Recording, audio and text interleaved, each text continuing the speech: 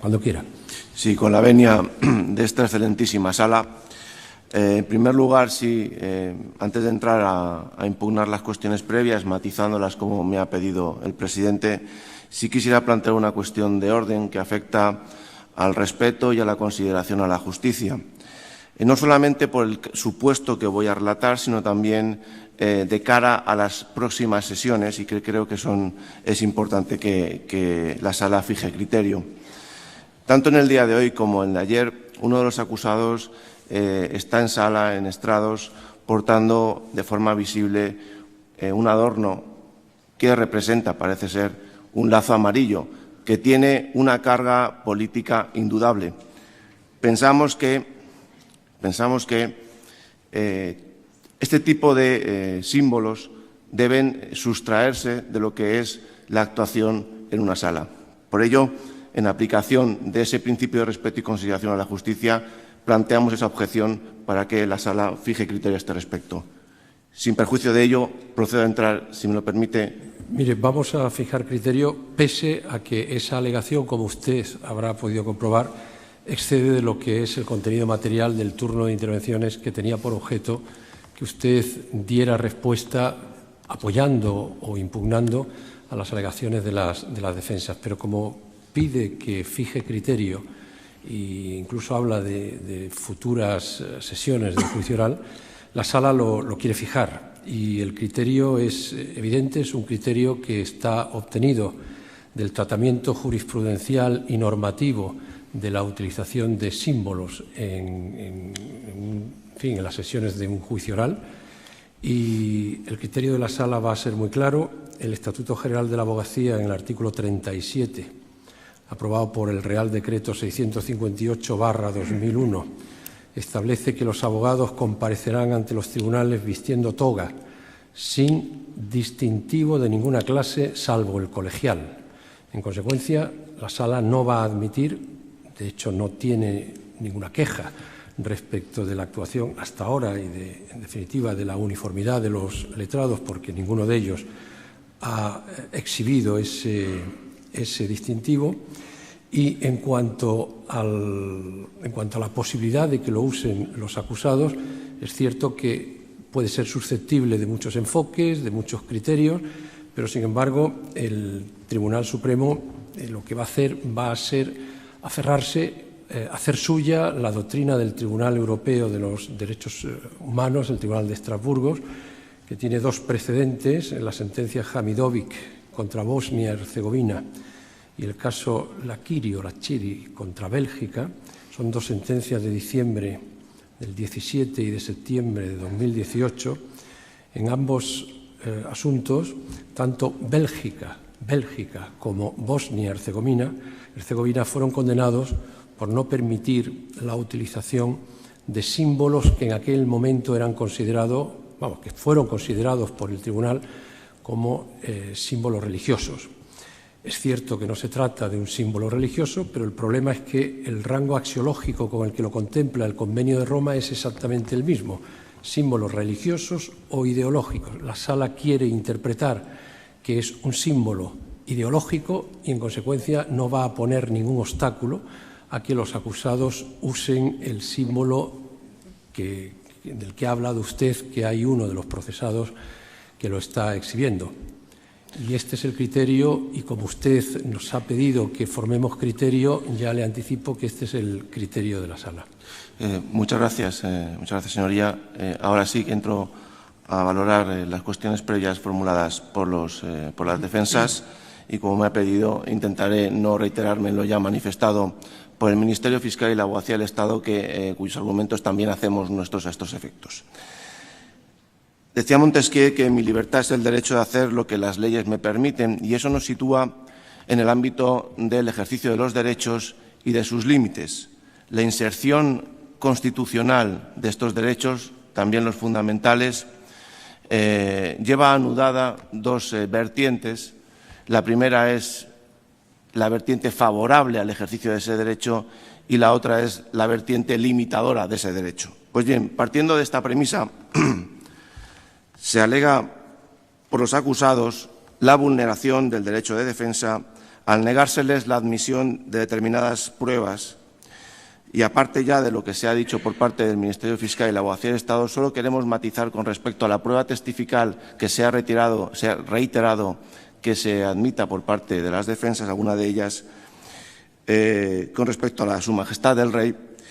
Hay que recordar que el artículo 56.3 de la Constitución española establece, como es sabido, la inviolabilidad y que la persona del rey no está sujeta a responsabilidad alguna. Por tanto, esa situación es incompatible con ser testigo en un procedimiento, en este caso penal, por cuanto declarar como testigo obligaría a asumir obligaciones y responsabilidades derivadas de tal condición.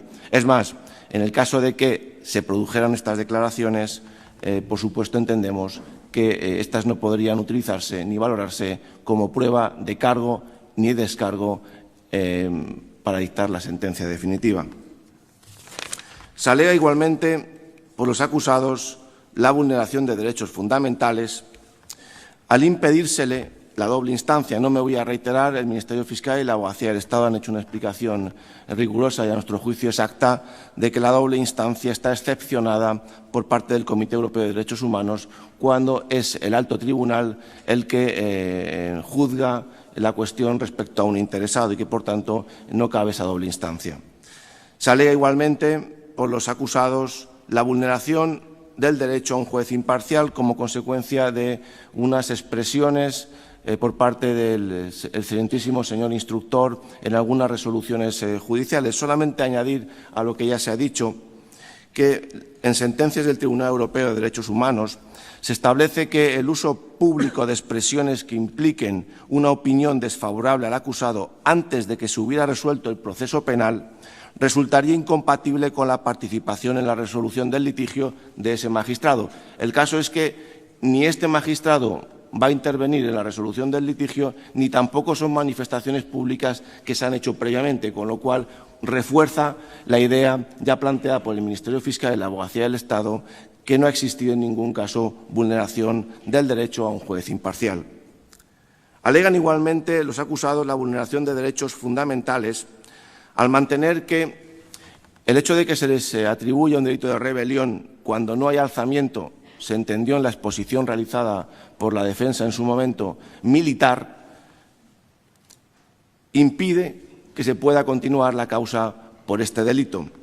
Nosotros queremos hacer referencia a la sentencia de 10 de octubre de 1980. Es verdad que luego hubo el cambio legislativo en cuanto al tipo de rebelión, pero que se puede extraer perfectamente los requisitos que en esta sentencia se establecían respecto al mismo delito. Básicamente, se exigía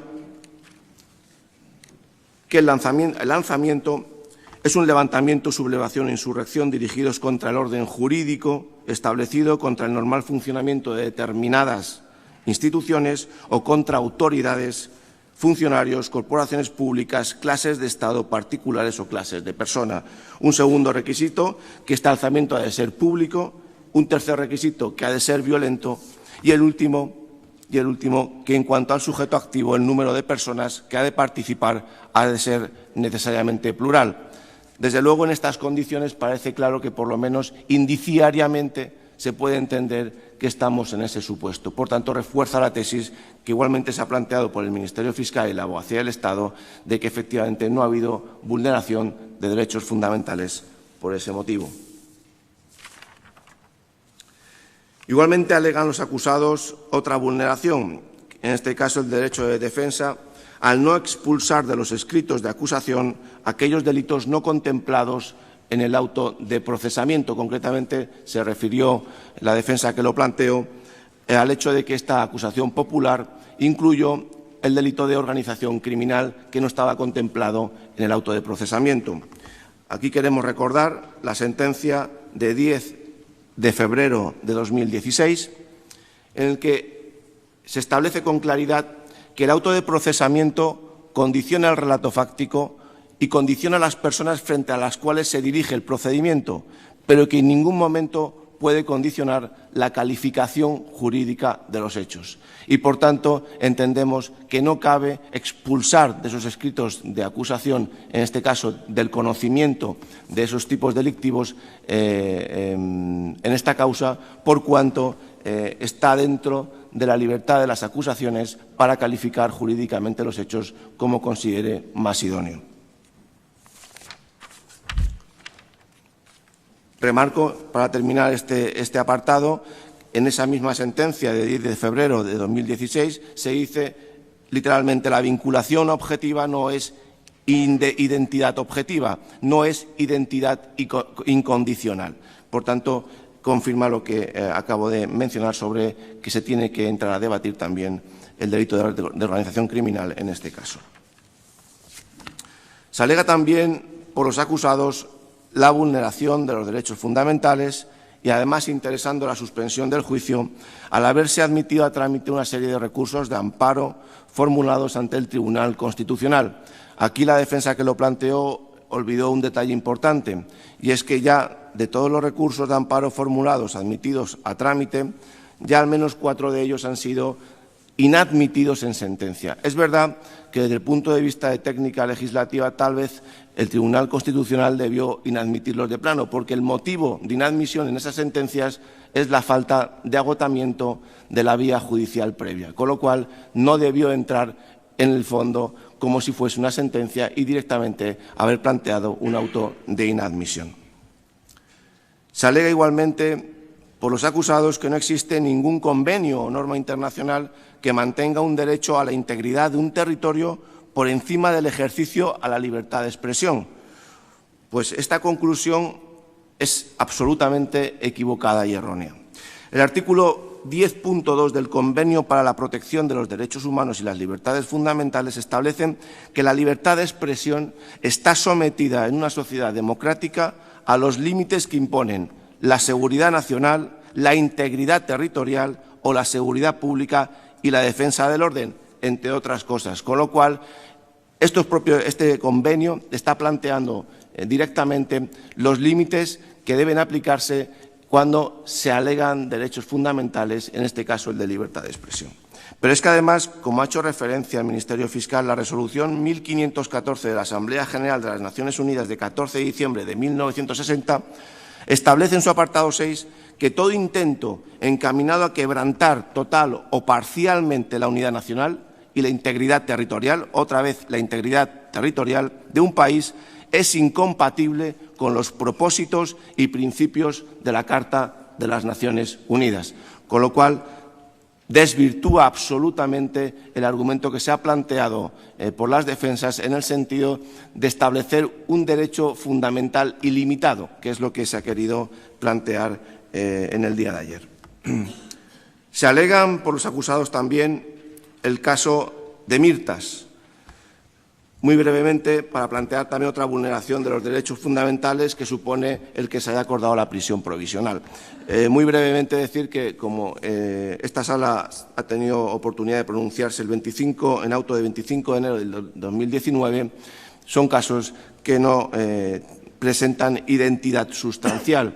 El señor de Mirtas, como es conocido, era un líder opositor turco, mientras que los acusados en este procedimiento formaban parte del gobierno de una comunidad autónoma, que es la máxima expresión del Estado en esa comunidad autónoma, con lo cual solamente por eso no tiene que ver un argumento con otro. Pero es que, además, el motivo de esa sentencia no era el hecho de la prisión provisional, sino la falta de motivación suficiente respecto a la prisión provisional, con lo cual refuerza la idea de que efectivamente tampoco ha habido en ese sentido ningún tipo de vulneración de derechos fundamentales.